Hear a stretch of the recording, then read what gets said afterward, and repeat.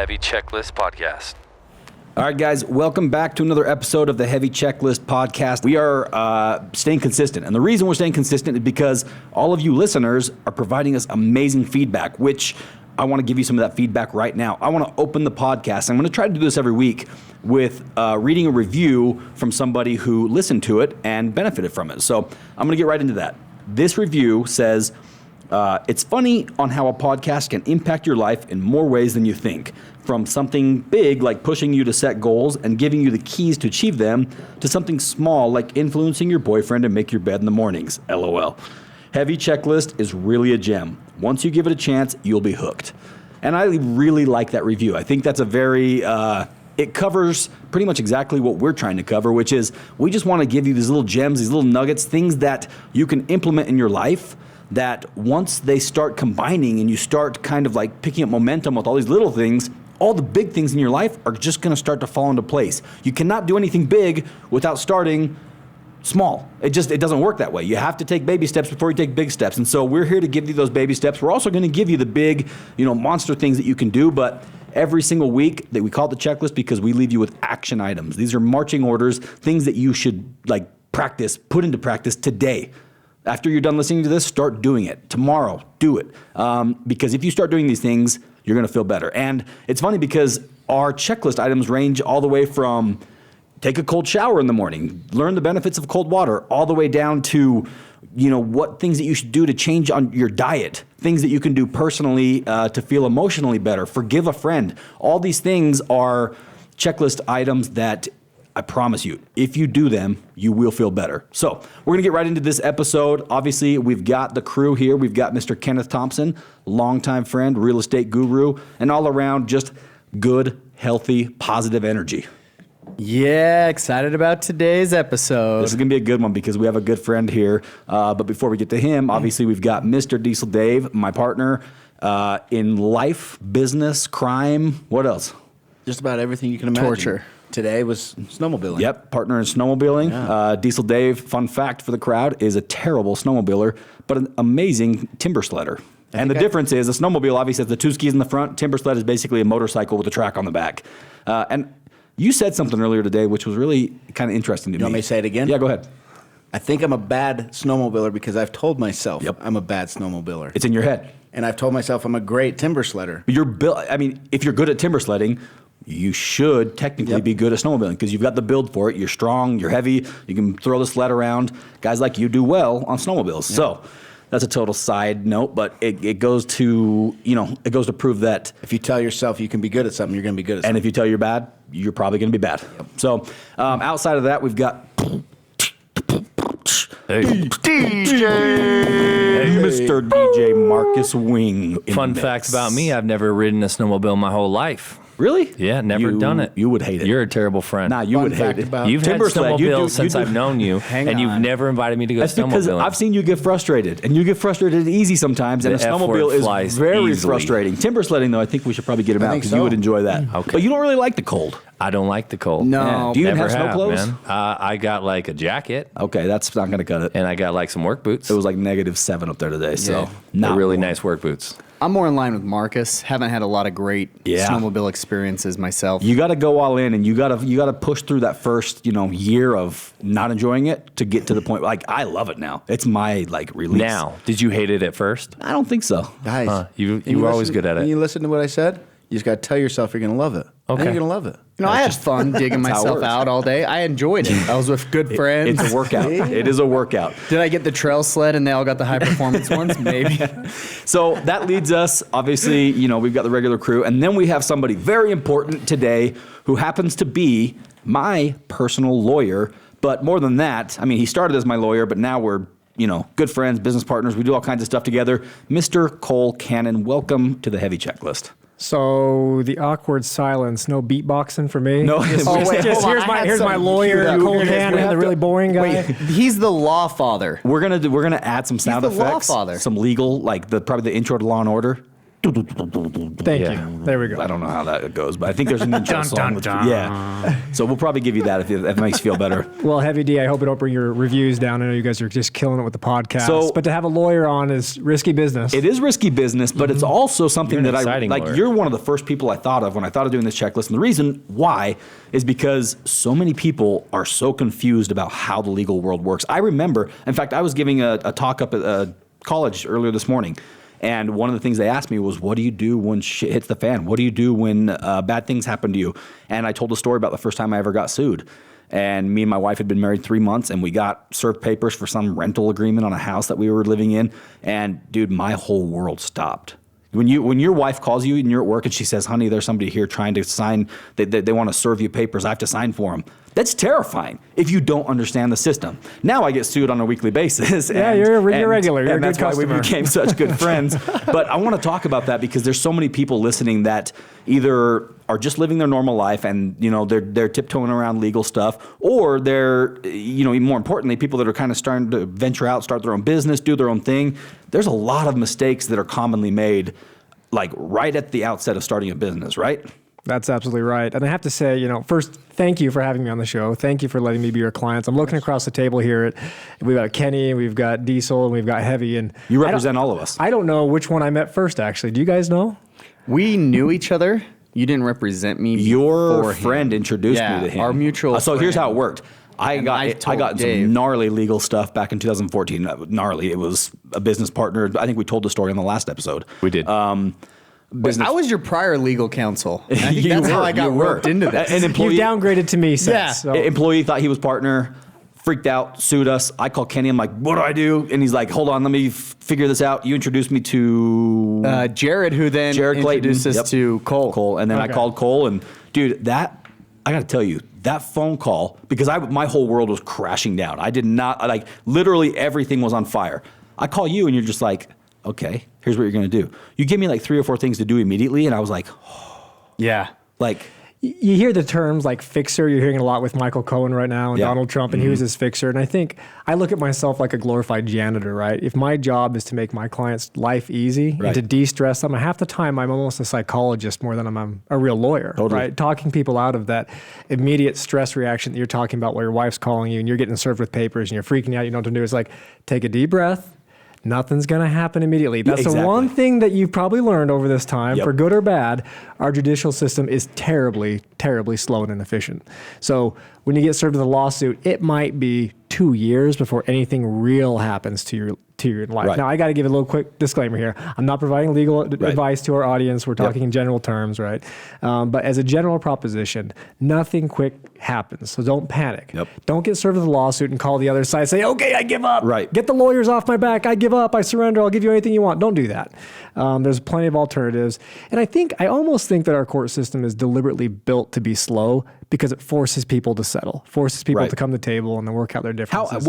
Is there a ratio that you think as far as stuff that actually goes to court versus what's settled? I mean, it's staggering, right? I actually do have some reasonable statistics at the tip of my tongue. So about 94% of all cases that are started, meaning a lawsuit's actually started, actually make it to trial. Jeez. So only 6% go the distance and get to trial.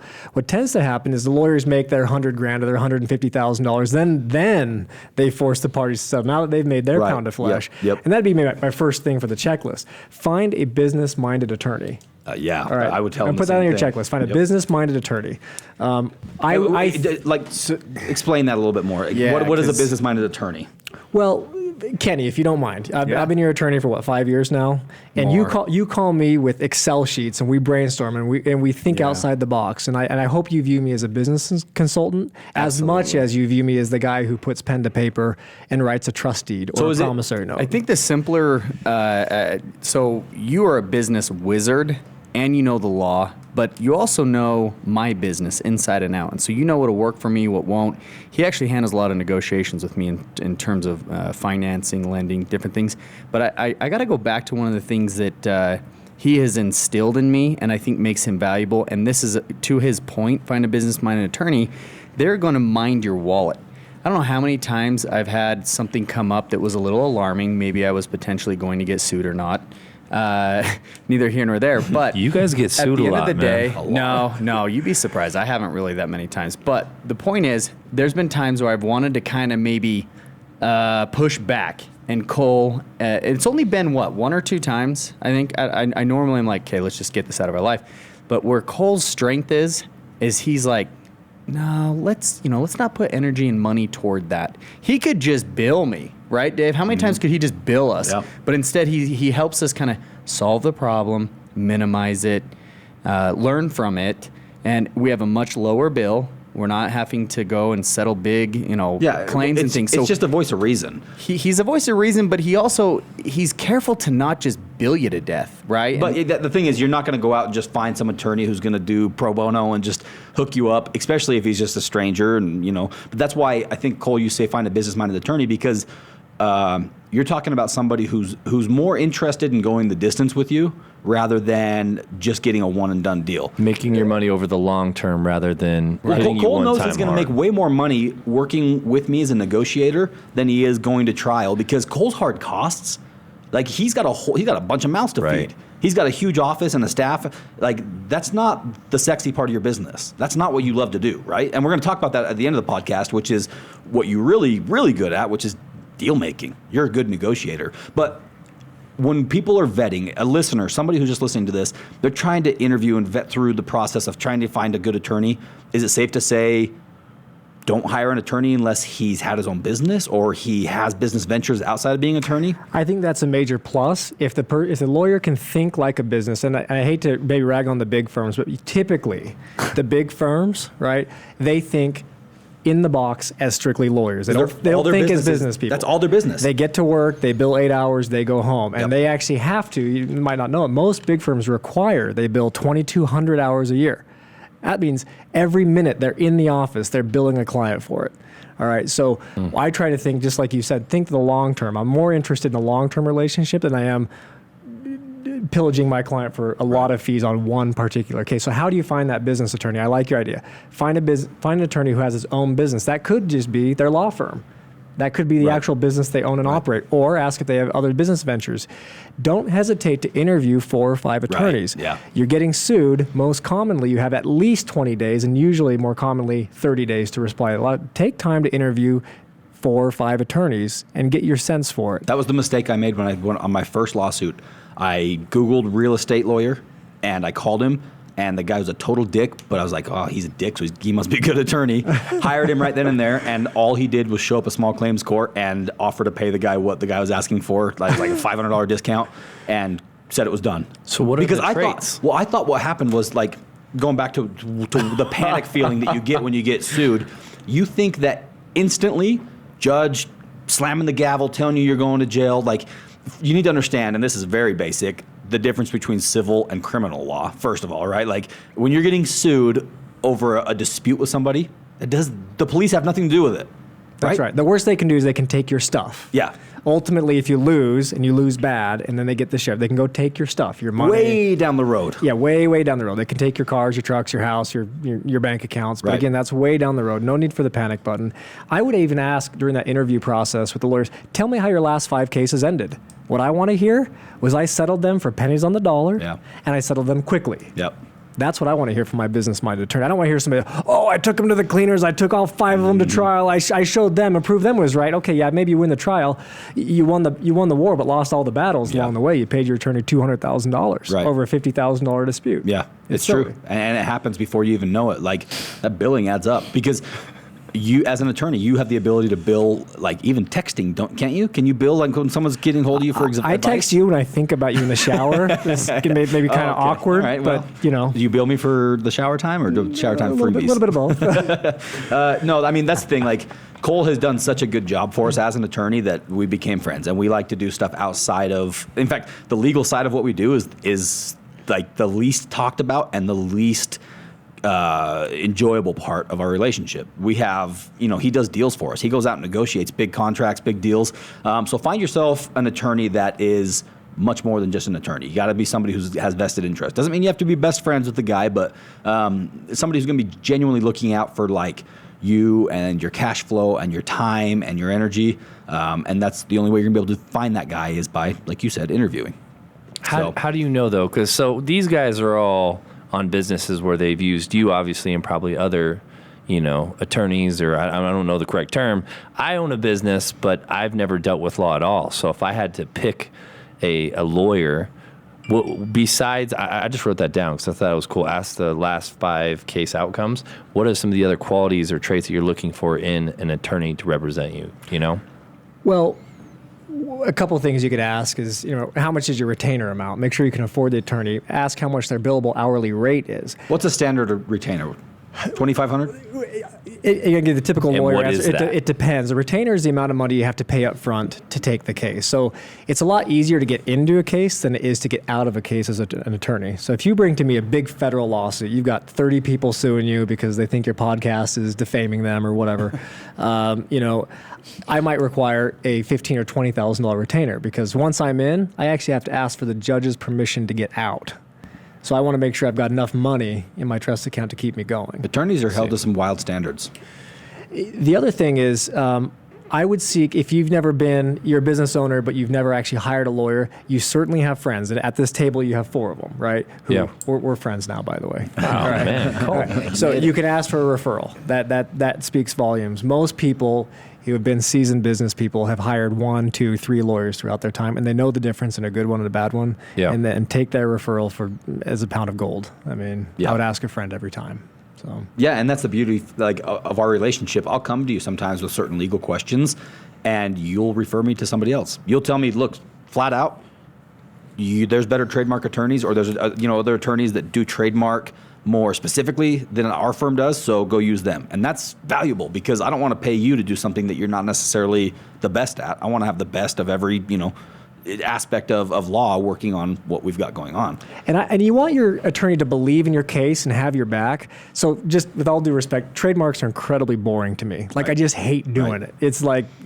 changing tires. I don't know what the boring thing in everything you guys do is exciting. What am I talking about? Kenny, maybe it's mudding houses, right? Like, that's a terribly boring job, but somebody's got to do it. Trademarks I find are boring. And not only can I hand you off to an attorney who focuses on that and therefore can do it cheaper than I can because of economies of scale and efficiency, but I want to be passionate about the things that I do for you guys. I want to believe in your case and fight for you, or negotiate that deal and be a real stakeholder in that outcome of the transaction. So my personal edification. Another question you could ask your attorney: are you interested in this area of law? Do you find this interesting? So what are you passionate about? I mean, it circles back to just like interviewing an employee, right? I mean, what are your passions? What drives you? What part of law do you like or not like? Why don't you do this other kind of law? Yeah, and the problem with what we're doing right now is we're painting a beautiful picture for our listeners because we have a great attorney. Cole, you're an awesome attorney, a good businessman. It's going to take you some time to find that person who represents you that you feel comfortable with, but it's worth doing your due diligence. It's worth, like you said, go through the interview process and find the guy who's a good fit for you. And if they're not great, can you fire an attorney? Great question. And I was going to segue into that. So a lot of times, in fact, I had dinner with a guy that spent 45 minutes ragging on how terrible his attorney was for the last 2 years. I'm thinking, dude, why don't you just fire your attorney and get a new attorney mid-case? And this is like a huge case. I wasn't lobbying for the work or anything. In fact, I didn't want his case. But a lot of people don't know that you can terminate your attorney midway through. The attorney will have to get permission from the court, but they can usually get out. The downside of doing that is then you have to pay a new attorney to get up to speed. So a lot of people feel like, oh, crap, I've paid John Doe all this money. He knows my case. I can't bail on him now. But if he's terrible and not getting you the results you need, and by the way, if you're 6 months in, 8 months in, by that time you will have had a couple hearings. You're going to know if you're winning or losing. You'll have this sense for it. And don't be afraid to jump ship. Yeah. I think that's important because a lot of people, I remember when I first started looking at law, it's just this big, confusing, scary animal. And so the purpose of this podcast is to help simplify that and help you understand some of the basics. So let's take John and Mike. These two guys want to go into business together. We see this all the time, okay? This is a hypothetical situation. They say, we've got this great idea. We want to start a business. First mistakes that I see, now I'm not an attorney, but the first things that I see happening is they instantly go, okay, great idea, 50-50, we're partners. Dude, can you explain to me what the problems are with with startups like that? Okay, so business, like real life marriage relationships, is very similar. It's a lot easier to get married than it is to get divorced. We all agree? Yep. I mean, we can meet somebody in Vegas and that same night go get married in Elvis's chapel, and we're married. Life's good, at least for that night. Yeah. And then 3 months later, we want an annulment, we want a divorce. Life's not so simple. It gets a lot more complicated. That's the same way it is with business and friends. So we're quick to get married because John and Mike are excited about their business venture. They want to get going. So I'll just give you a couple pointers, because my first and foremost goal for my clients is to keep them out of the courtroom. That's not a good place for them. It's not a good use of their money. It's not a good use of their resources. And as a good attorney, I want you guys to be viable, solvent, be making money, not spending money. So keep clients out of the courtroom is the number one goal. What I found is a couple things. Number one, good contracts make good friends. There's this misnomer in life that in order to enforce a contract, you have to have a written, enforceable contract. But actually, in real life, in court, a text message can be a contract. Right. A verbal agreement can be a contract. Mm-hmm. If I say, hey, Heavy, come paint my white picket fence for $1,000, and no text message, nothing, but then you come paint my white fence, guess what? I owe you $1,000. Right. You have performed on our oral agreement, if you will. So there are two things. There's agreements, and we make those all day long, and there are contracts. Contracts are nothing more than a written version of an agreement. Take time, John and Mike, whoever you are out there, to get a contract of some sort, and some things to think about while you're doing that. Number one, who's going to put the money up? All right. Now, usually people know, John and Mike, at first we're both going to put in $5,000. We're going to buy a screen printer. We're going to print some T-shirts or whatever. But then who's going to pay the next $5,000 if we run out of money? Right. Who's going to be the money bags here?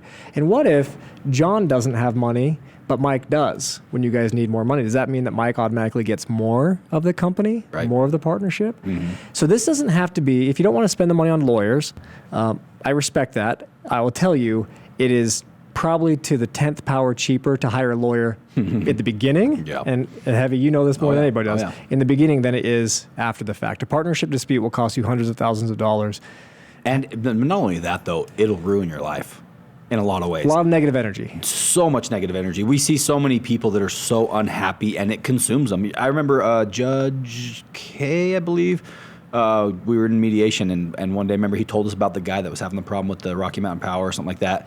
And he spent his life savings and all of his time and all of his energy and ended up getting divorced because he was fighting with the power company over a freaking tree that was growing in his yard. And he said this guy fought this case for 10 years. And he just talked about how this man's life just literally legal battle consumed him and made this person super miserable. So, I mean, that's a very drastic thing, but it happens. Legal and disputes and arguments are draining. They are. And when we talk about the cost of litigation, I actually talk people out of lawsuits much more than I talk them into them. A lot of people, attorneys, will see dollar signs walk in the door when somebody walks in fuming mad. They want to go sue the whole world and get justice, whatever that means to them. But if you take time to say, not only is it going to cost the actual monetary expense of paying the lawyer, but the cost to you, Diesel Dave, of the stress, the pain, the anger, the negative feelings, right? You have to consider that as a real cost. What effect is that going to have on your business now, carrying that negativity around with you? And lawsuits aren't just lawyers going to work. I'm bugging you guys for documents all the time. It's the worst. And give me your hard drives to copy. I want your phones. I need your text message. It's a lot of work. That's one thing that people don't realize. When you get sued, let's say John and Mike have a partnership dispute, okay? Mike can sue John. And then Mike's attorney can go to John and say, I want all this information. Give me literally stuff that you wouldn't tell, your wife. And by law, it's called a discovery request. You have to give that information, right? Yes, with some limitations. Right. Yes. But when you get sued, there's no more closed doors. Everything is out in the open. So keep in mind that that's one of the bad parts, the downsides of getting sued. I always try to play down getting sued simply because it usually never makes it that far. But in the 4% chance that it makes it to trial, it's exhausting, and it's mentally just draining. That discovery process is probably the worst thing I've ever been through in my entire life. And I would say, we're saying 6%, actually 4 or 6% actually gets to trial, but more like 30 or 40% gets to discovery. Yeah. And so that pain and suffering that you do as the client, that's real. That's that's the happen. first thing that happens, right? Yeah, it's one of the very first things that happens. So you have to go through all that. It's the worst part of lawsuits. Well, I hate it, but that's where the attorneys make a ton of money because it's complicated and everything else. And so again, our goal for John and Mike is to make sure to never get them in dispute territory. We want to be able to think of it this way. You're not planning your marriage, you're planning your funeral. Just a short written contract, even if it's a one-pager. Just an exit strategy. Handwritten, both signed by both parties. I've enforced a lot less than that. I've enforced text messages. I've enforced the "you paint my fence" oral contract. I've done all of those things. So just give yourself some expectations because, again, good contracts make good friends. So number one, think about how much money will be put in by each partner initially. Okay. Number two, and commit to that. Yeah. Right. Like if you're this contract means that John says I'm going to put in up to 10. Mike says I'm going to put up to 10. It doesn't mean that's what you're putting in day one, but be prepared for your worst case scenario because that's what you're mapping out right now is your worst case scenario. Yep. Exactly. And then what happens if there's an unequal contribution? So I'm assuming that John and Mike are 50-50, like lots of us are with our buddies, okay? But what if there's an uneven contribution, maybe one that's not planned? You fall on hard times, John can't pay the bills, he's got to pay his mortgage, can't put more money into the company. So one suggestion is Mike could say, hey, if I have to put in more money on like round 2, we'll call it, that's just a loan to the company. Yep. And I'm going to get paid 15%. That'll just be a loan to the company. Or if John and Mike say, if Mike has to put up more money, then he gets an extra 10% of the company. But just plan that eventuality that things won't, because they don't in real life, they don't go as planned. No, at all. So think about planning your funeral. As depressing as that might sound, I promise you it'll save you heartache later on, and it'll help you manage expectations with your friends, okay? Also, lots of times in startups, it's a lot of blood, sweat, and tears that we put into things. It's a lot of our effort, right? The work. Marcus, you probably know. More than anybody here, right? So we're putting in lots of time. What is the time expectation? And is Mike getting compensated like an hourly rate? Is John getting paid a salary? Are we both agreeing to not take any salaries?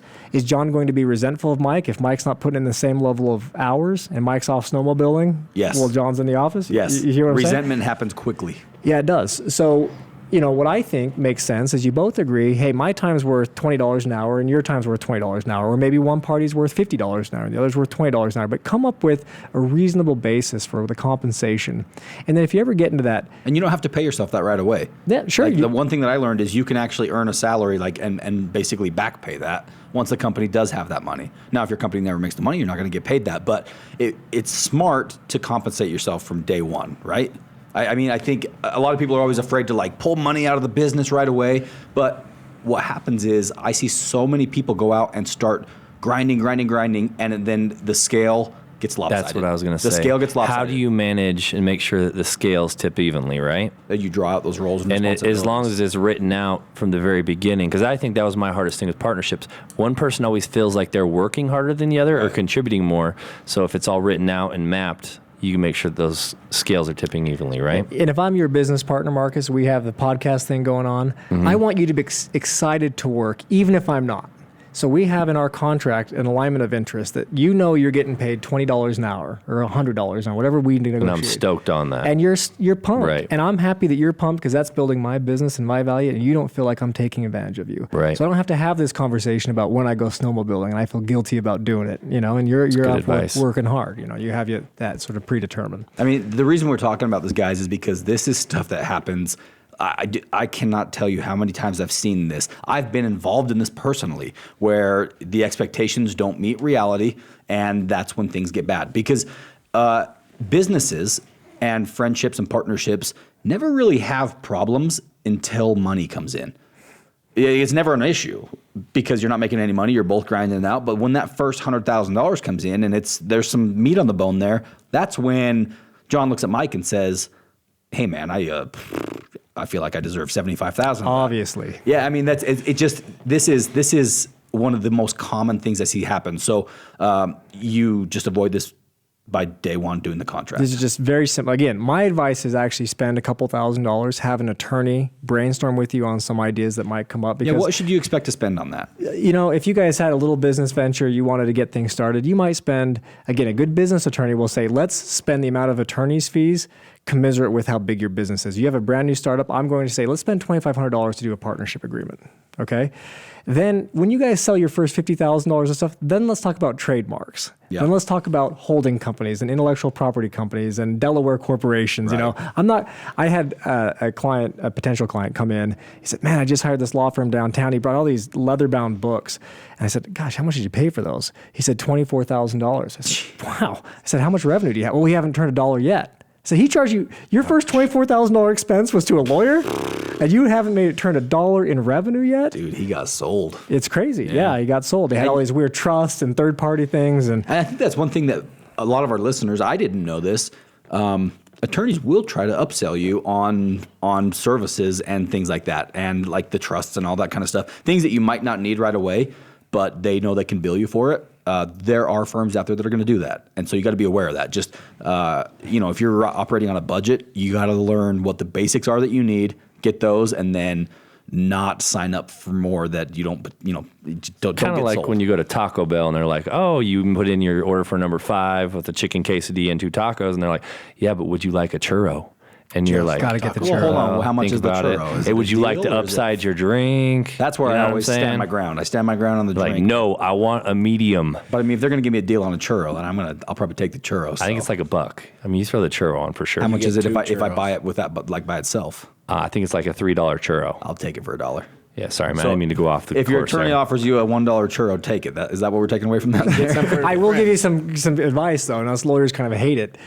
Your cheapest legal advice is take a lawyer to lunch. Hey, Take pal, a can I lawyer take to you to lunch. lunch? I'm writing that down. Right? So you'll spend $30 at lunch, and you just saved yourself $300. Because they can't bill you for that?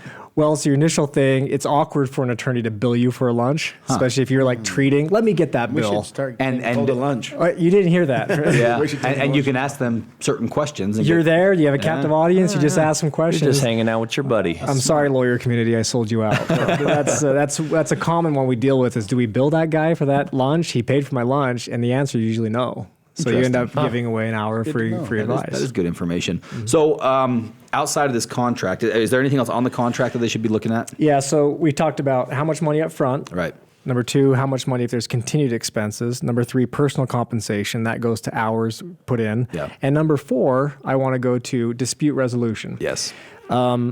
It's worth putting a short paragraph that says, if we have irreconcilable difference, if we have to get divorced, we're going to be big boys about it, Yeah. and we're going to go to mediation. Yeah. We covenant, both of us will go to mediation in good faith, because mediators are very skilled, usually retired judges is who they are. Right. They come in and they beat the tar out of both of them. John, you're a big dingbat. You shouldn't go with this. Mike, your position's weak. You guys would both be better off not spending $200,000 to these lawyers who are ready to take your money Yeah. and get this thing resolved right here. And how now. much is mediation? You might spend $2,000 all in for a day of mediation. Yeah. That beats the heck out of $400,000. Oh, yeah. So you have a dispute resolution. So people cannot just go fire off a lawsuit. They must sit down with you with a professional mediator. And if they tried, the judge would look at that contract and say, nope, you guys agreed to this. Get out of my courtroom. Exactly. Yep. They force you out. Yep. And then you do it. And you'll be surprised. Usually in disputes, there's 2 truths. We all like to think that we have, God and justice and eagles on our side, and we've got it right. And that Mike's the bad guy or John's the bad guy. But usually there's 2 truths Right. that they both actually have a reasonable perspective if you're willing to look at it from their perspective. And a mediator will help you be a little more objective about your plight. Right. Yeah. That's huge. So that's business, obviously putting together an agreement and contract. Could I ask him one question? Yeah. I'm totally intrigued because, like most of the listeners, I feel like if they do own a business, it's probably a small one, and they've never dealt with attorneys. This is kind of embarrassing to say, but in all of my doing business, I own a sound and lighting company, do events. I've never written a contract between me and like someone I do business with. So not necessarily like a partner, but what do you suggest for that? Like, I don't have a contract. I don't know where to start. I don't know what I should say in it, but I know that I've been burned a couple times, luckily not very much, but I know a contract in that case for a small business is something that would be very beneficial. So we get that a lot. We get like a lot of contractors say, gee, I do the same type of business. I'm doing lighting shows. It's the same Yes. thing.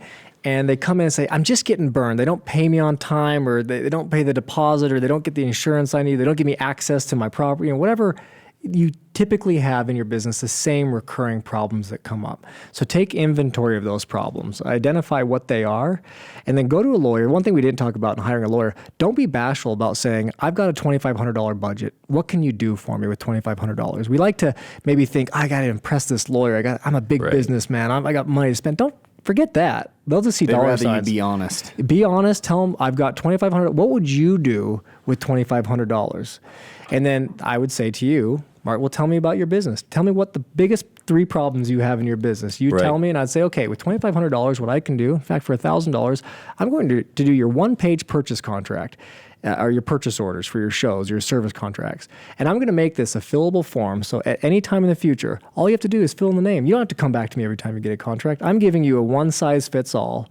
You can go change the name, change the amounts, and I'm going to leave a couple blanks in here for some custom things if you want to handwrite some little goodies in for your customers. And that typically could cost as little as $1,000. $1,000. 4 hours, nice little contract. Mm-hmm. Yeah. What do you... Well, let me just pause. We did this, in fact, for your invoices, your purchase orders when people order custom trucks. Mm-hmm. You know, it's just a purchase order where people buy shocks and wheels and tires and roll cages, whatever. We've just looked at that one paragraph at the bottom of the purchase order, and I've just taken a look and I've blessed that. Right. I think he paid me like $200 maybe, all in. Hour, yeah. And that's been a great contract for us. Yep, I agree. Mm-hmm. What other basics do people need to be looking at starting a business, or even like talk general enough that maybe people that aren't running a business but just need to learn how to use the legal system efficiently?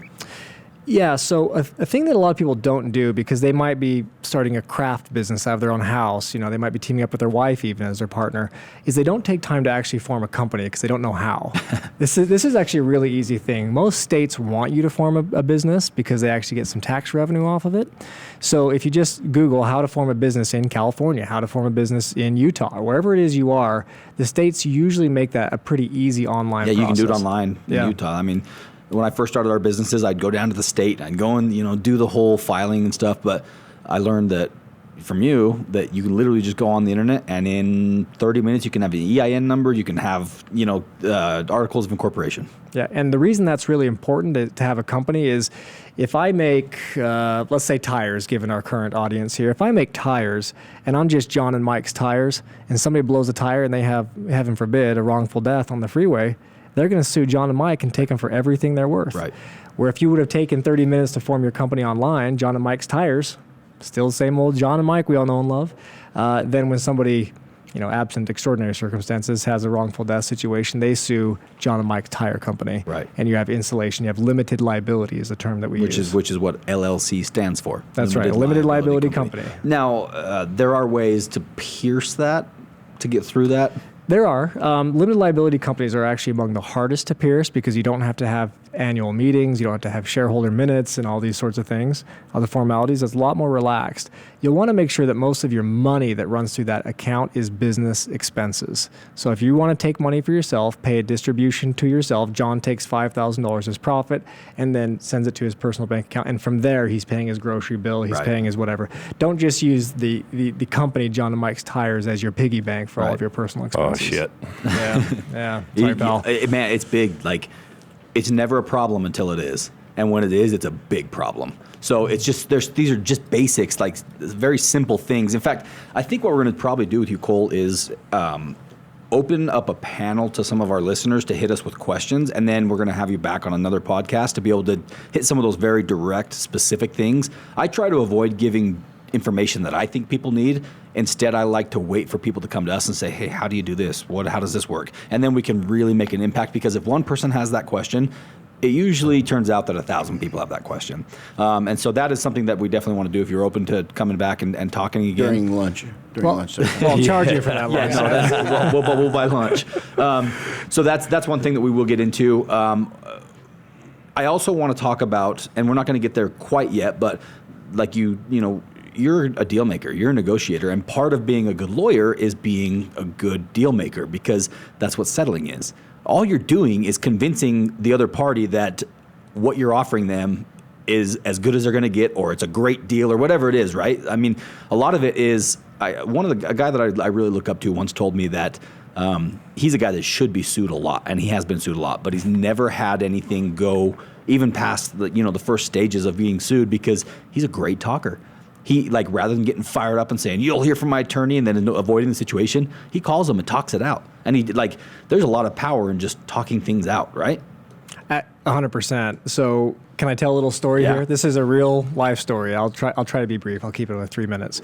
There was a woman named Janice, and she's an old grandma, and she was a guarantor on a lease. So her grandson was renting some warehouse space, and she was co-signed on the lease. You all with me? Mm-hmm. Okay. So the grandson wasn't the best tenant, and he got behind on his fees and everything. And eventually my client, the landowner, had to evict the grandson. And it wasn't the most peaceful eviction, but eventually there was an eviction. And there was about a $100,000 bill that was outstanding. And my client, the landlord, said, hey, grandson, pay the bill. Grandson didn't have the money. So eventually we had to file this lawsuit. We sued not only the grandson, but we sued the grandma. And I hate suing grandmas. That's not any fun for anybody. But sounds terrible. But I had a duty, right? Yeah. And she was a guarantor on this lease. So we won against the grandson very quickly. It was undisputed that he owed us the money. Well, now the grandma owes us the money. We spend the next 18 months going all the way to trial. It was probably the 6%. And I'm thinking, why are these lawyers letting this poor woman go to trial? We're going to win. This is black ink on white paper. And I felt bad for grandma, and I'm thinking, just settle this case. Under the professional rules, I could never speak directly to grandma, although I wanted to. I had to deal with the attorneys. So sure enough, we get to the trial. We win everything. Attorney's fees, post-judgment interest. We get, $130,000 judgment or something. Then grandma appeals the case. The chances of winning on appeal is 6%. All right, this woman's really doubling down on this very small percentage. Takes us to appeals, and she spends another $20,000. I'm like, well, we're going to win again, and we'll get more attorney's fees, I guess. But man, I'd love to settle this case. Finally, the appellate court, realizing this is a dumb, small case that they don't want to have anything to do with, they force us into mediation. This is the first time I can talk face-to-face with grandma. I cross-examined her, so I did have that, but that's a very unfriendly, you're in court. This is the first time I can have a conversation with her. And guess what she wants? To settle this whole case. She says, I have my checkbook here. I don't care about the $120. I'll pay the whole bill, everything I lost, attorney's fees, interest, and everything. But I want you, landlord, to pray to Jesus tonight, to apologize for what you've done to my grandson, and repent. That's all she wanted. Didn't care about money. Okay, this is a true story. She gave us a check. Right, deal. We acted like that was a big concession, right? Of course. But she cut out her check. I got paid. My client got paid. I went right to the bank, straight from the courthouse to the bank. And your client found Jesus. And I said to my landlord client, I said, you had better do as you promised, and you're going to get on your knees, and you're going to tell Jesus what he did. Now, he wasn't afraid that was a wrong thing that he did, but I hope he did it. I don't know. There's no enforcement. Yeah, I mean, that's the thing, things get emotional real quick when it comes to legal stuff, and she probably, she obviously did. She legitimately thought that was the one thing that she had to stand her ground on, and she did, and she was willing to spend hundreds of thousands to fight it. And the shame, you talked about communication, this man that you looked up to that just talks things out, and that's what I'm trying to reinforce. Right. I agree with you 100%. If people take time to communicate, if I could have just sat down for 5 minutes with this woman before this trial started 2 years before, and just realized that she would have paid the late fees without a trial, if we just would have, took it up with Jesus, life's easy. So the power of why, W-H-Y, asking why you're fighting us, asking why this matters to you. Mm-hmm. And that communication is so important. So some of the ways that you can mediate and communicate would be through, obviously, a paid mediator. If it's a big situation and you really got to work through it. Are there other ways that people can work through things and communicate? If I'm mad at you and you're mad at me, we're not going to have a productive conversation. Any other ways that you would suggest?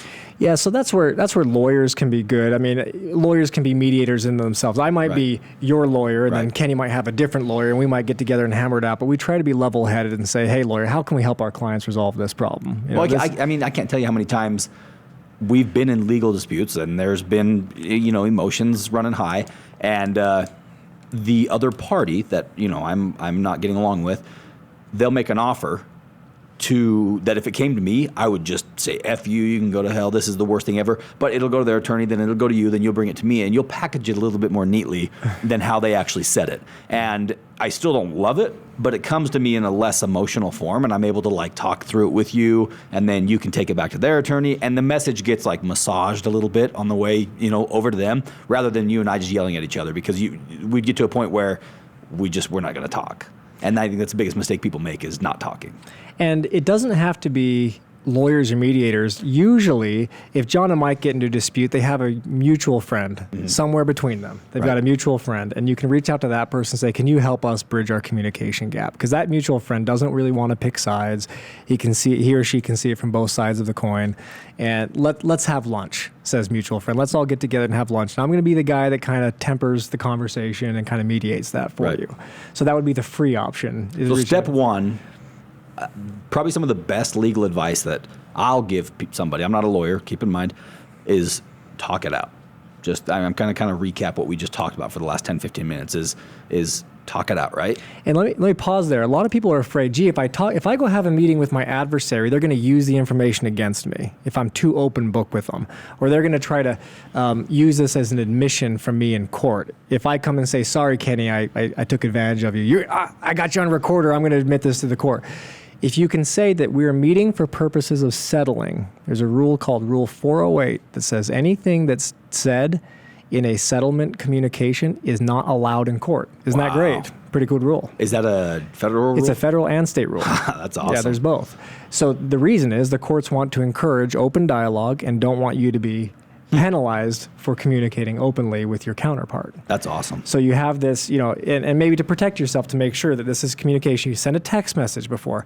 I'm willing to meet with you for lunch to talk about settlement. Just get it in writing somewhere that you're talking settlement. Right. And then whatever you talk about at that lunch, again, barring extraordinary circumstances, would be covered by that privilege, that settlement communication privilege.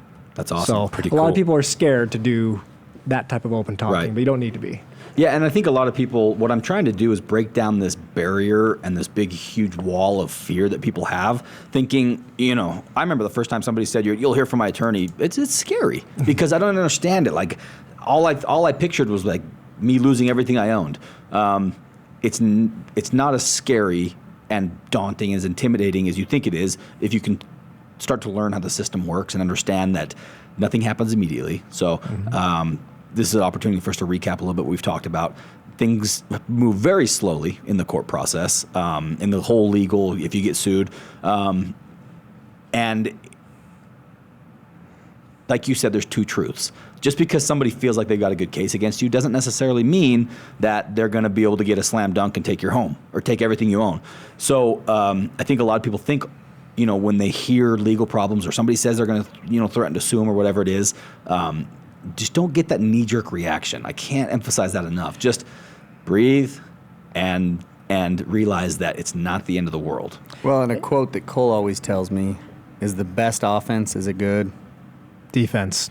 There it is. So, do you remember the first time I called you about a panicky situation?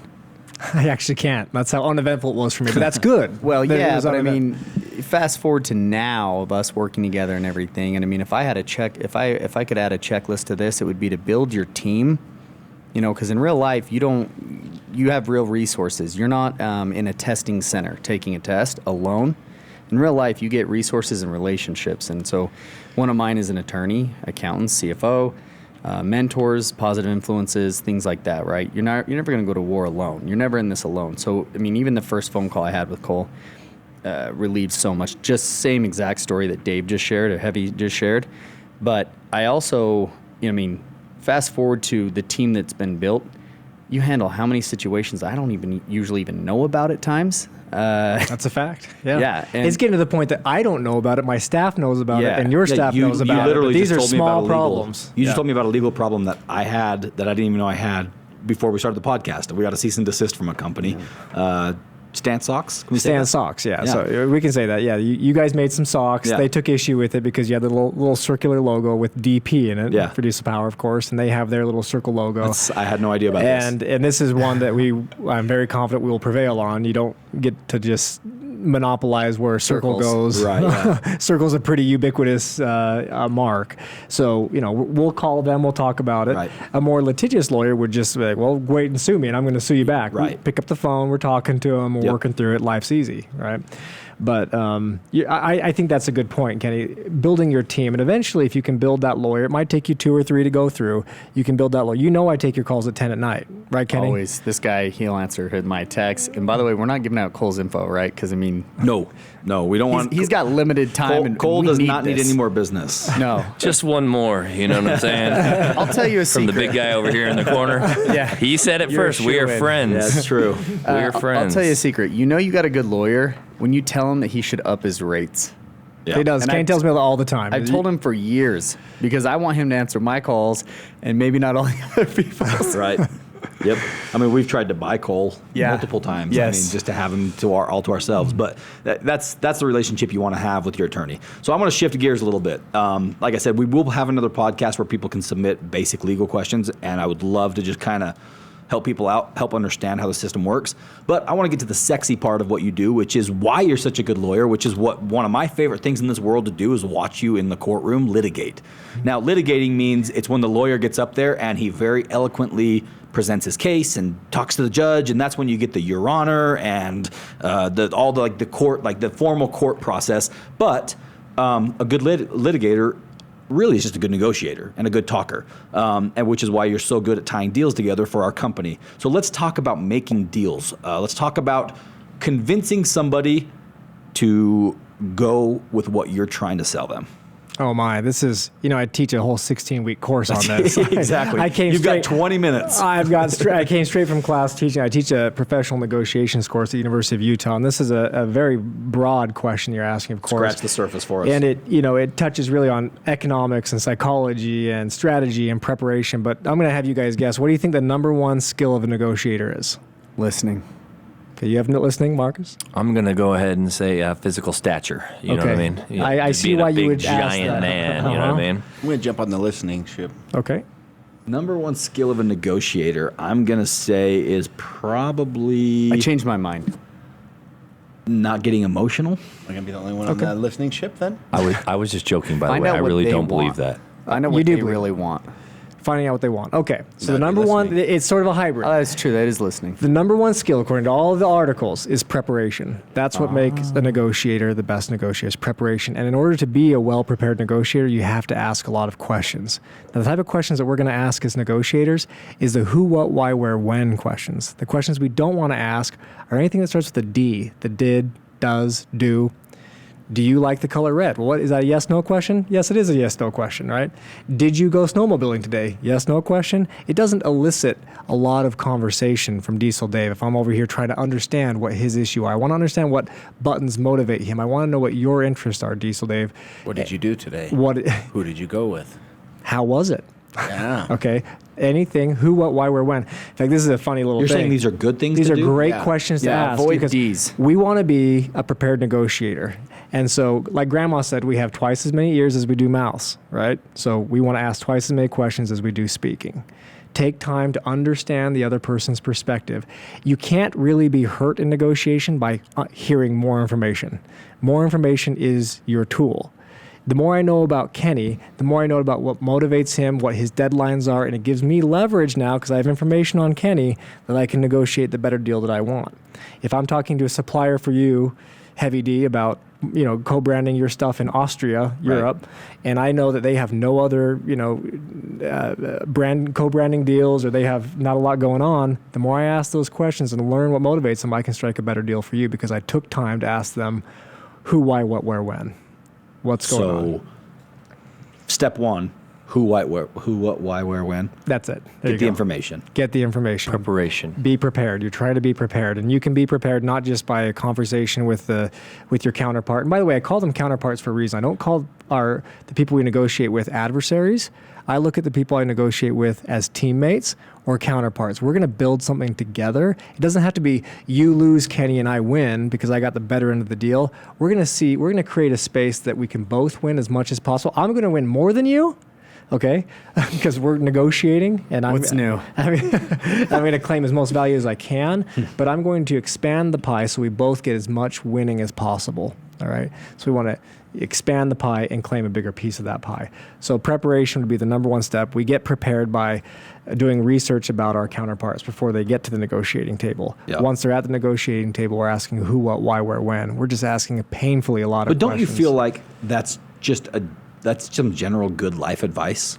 Even if you're not negotiating, be extracting information from people rather than constantly trying to talk their ear off. I mean, doesn't that what makes a good friend? Makes a good friend, makes a good romantic partner. So let's do this. Let's add that to the checklist because that's a very powerful thing. And I was thinking about this the other day. I can't remember who I was talking to, but some of the people that I enjoy talking to the most are the people that don't really talk that much at all. They just listen to me, and then they hear me out, and they hit me with those valuable questions like, why do you feel like that? Or why do you feel like he did this? Or why do you think they did that? Like, those are valuable conversations, and they're the ones that I value the very most because I feel like they're genuinely like digesting and trying to understand my side of the story, my point of view.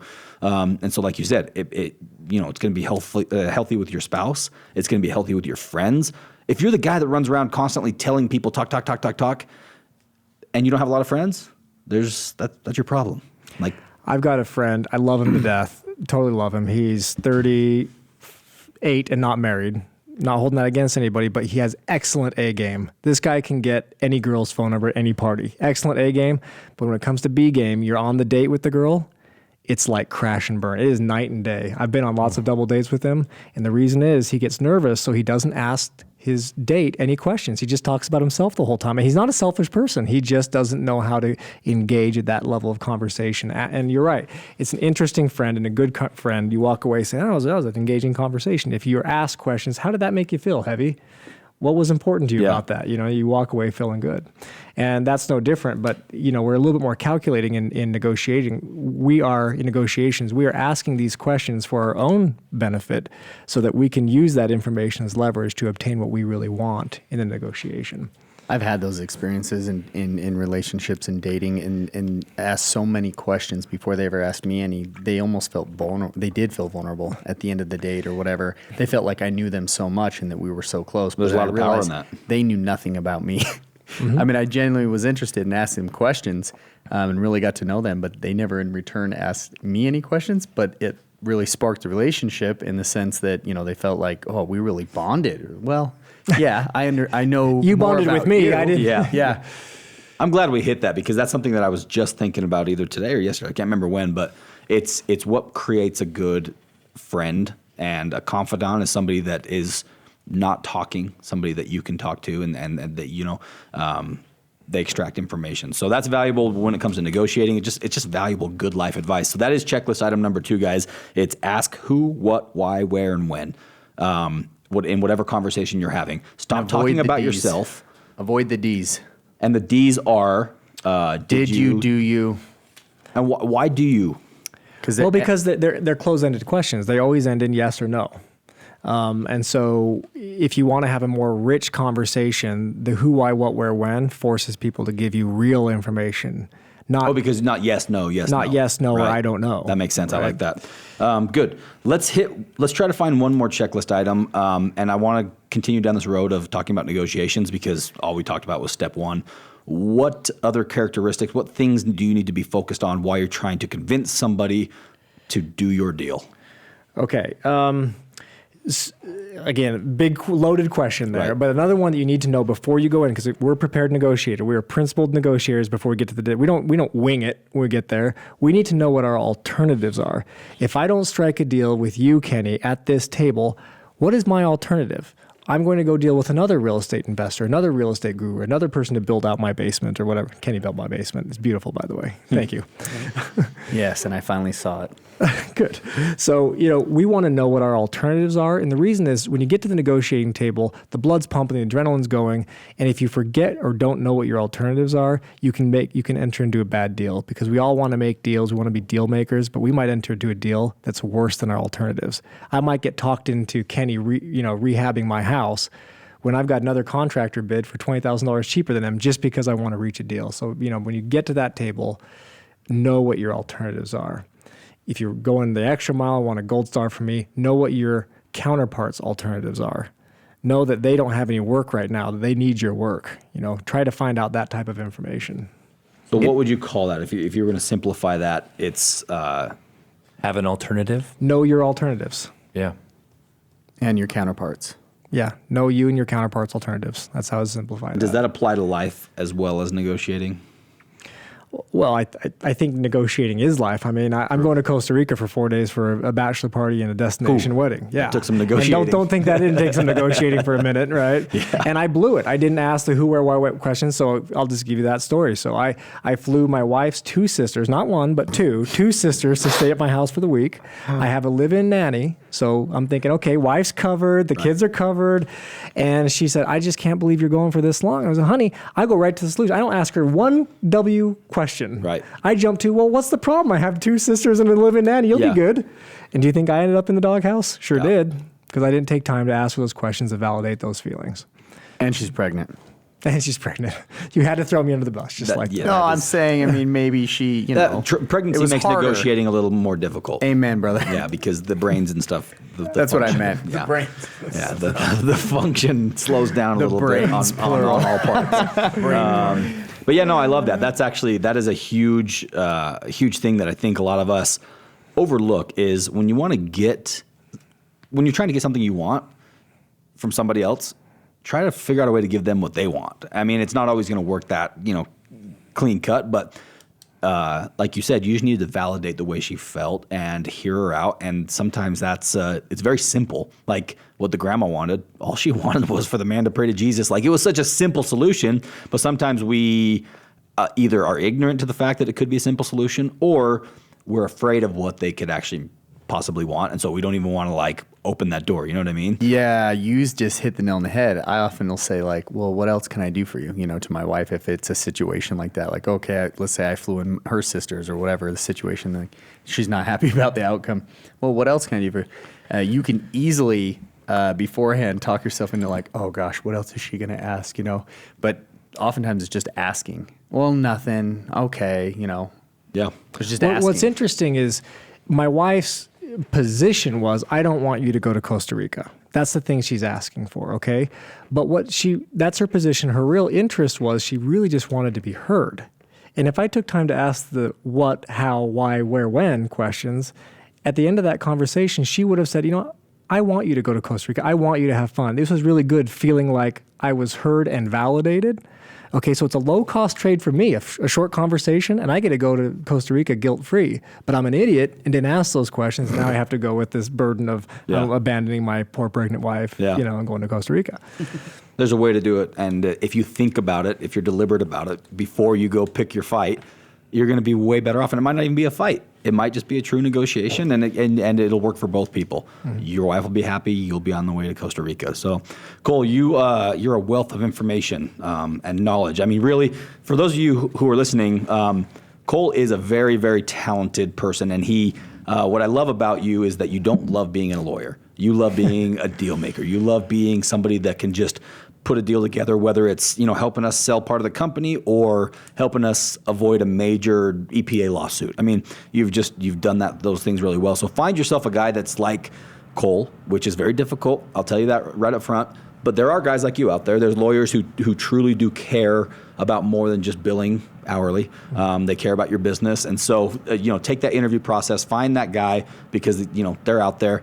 Real quick, though, to recap and to wrap up the podcast, completely unrelated, not legal related at all. I like to share. I love it when somebody, Kenny, in fact, this I'm going to give you a real life example. We went on a trip with Kenny and his family over New Year's, and they brought this snack. And we have 5 minutes left with Cole. So they brought this snack, and they're called popcorners. And I love it when people introduce me to great things. And so I want to introduce our listeners to this snack that Kenny's family introduced me to because I tried. He ate the whole bag. It was a big bag, too. I'm talking like a 3-pounder. Costco bag. There's nothing better than when somebody turns you on to something that you didn't know about that is actually really great. So I'm going to give snacks now. I'm going to give everybody an opportunity here to share something like that. But mine is go find this snack. It's called popcorners and get the kettle corn kind. And it's the most delicious and it's healthy, right? So good. It's good for you. You Low can eat calories. a whole bag. Popcorners, kettle corn flavor. You can get them on Amazon. I ordered 15 boxes of them. They are freaking They're so good. So good. And I haven't met anybody who doesn't like them. They're amazing. And they have different flavors. So Is that why my wife asked you about popcorners the other day? probably, yes. They're amazing. I never heard of them before. I was like, Are you getting paid for this? No, and that's the thing. Like, Let's be real. these are not paid ads. This is just me sharing. Like, I can't Kenny wait to shared it have with shit in me. the popcorn. I fell in love. I don't eat a lot of like snacky food like that. Like, I like full meals. This is the one thing that, like, before bed, I'll eat a whole bag of them and not feel guilty. Like, do it. Give it a shot. Now, Cole, I want you to share. In fact, anybody. I don't have to go in order. I want you guys to share with us anything good that you feel like a listener could benefit from. I don't care if it's a good snack, a good song, a good band, whatever it is. Just give us some goodness that we can share with the listeners, because there's nothing better than getting turned on to good advice. Anybody? Love that. Yeah, I got one. Okay, so we talked about this, and we were talking on the phone last week, and you were like, hey, man, I really want to share some stuff on the podcast that, like, you know, is different, like cultural and music and stuff like that. And 90% of the time, if I was going to talk about music, my own personal flavor, what would it be? It's going to be punk. Punk rock music, right? Yeah. Today is not punk rock music, and I've kind of expanded my horizons, but I found this band that kind of just, like, I don't know what it is, but it soothes my soul. Like, when I turn on that music, if I'm having a bad day, I will turn this band on, and instantly I can feel my, like, stress level go down. So I don't know if it's going to do it for everybody, so I would suggest finding a band like that, but for me, this band is called Judah and the Lion. Judah and the Lion. Judah and the Lion. What kind of music do you think it is? I would say it's more like a folk rockish type thing, but a really good band that just, like, puts me in the best mood. And so that may not be the band for you, but, like, honestly, when I'm having a bad day, it's Judah and the Lion. It's uplifting for you. It's so good for me. I love that. like that. Yeah. I love that. Hats off. Kenny, Diesel Dave, or Cole, anybody have something you want to share? Just anything good in your life.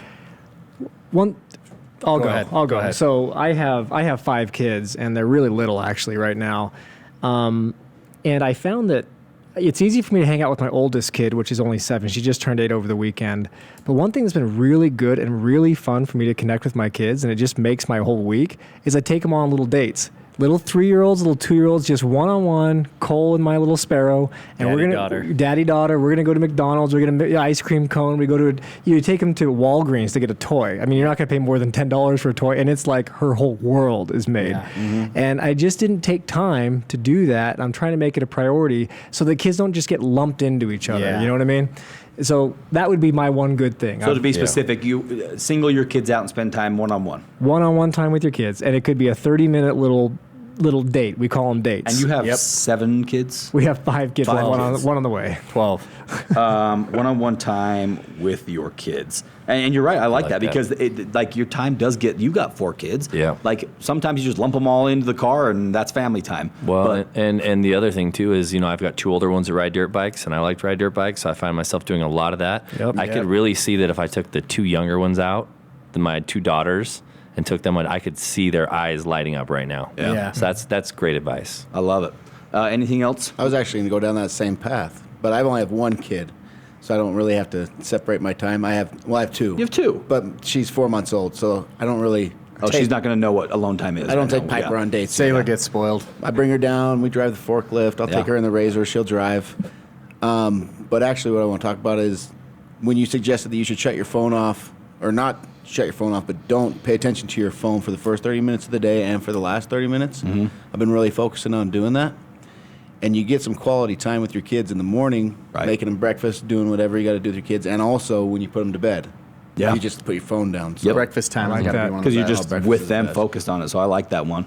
So something I've been enjoying lately, and so you guys all touched on family. I'll do the same, but I've been listening to this as I take my daughter to school in the morning. It is Art Williams' "Just Do It" speech. Go to YouTube, look up Art You actually just sent that Williams. I did just send it to you. I shared it with you guys.